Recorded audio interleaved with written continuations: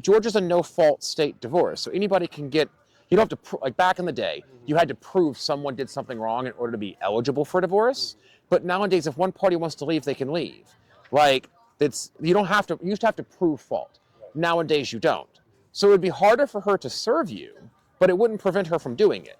You could easily serve her from here, but also that being said, if you're planning on going overseas for a number of years, do you have dual citizenship? Yeah. Okay. Are you planning on never returning to the United States? No, not quite.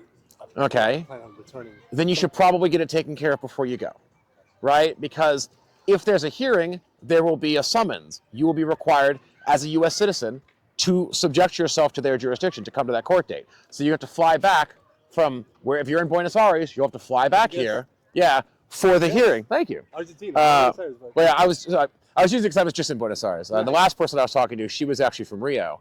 But you would have to fly home for that hearing, right? If you don't, just ignore the whole thing. You're like, screw it. I mean, I've moved all my finances. I'm now overseas. Screw this whole thing. great. Then the judge awards her everything she asks for, grants the divorce, orders you to pay alimony, orders all of those things. She then takes those court documents to the local authorities in your country, gets them recognized, and then the government of Argentina then makes you pay those bills. If they don't recognize them, that's fine. But unless you're planning on renouncing your United States citizenship, you still have to file U.S. taxes and do all of your paperwork here. So when you file taxes here, the government's then going to go after any amount you would get back for your child support or your alimony. And then the minute you step foot back in the United States, they're going to come knocking and be like, excuse me, you owe your wife money.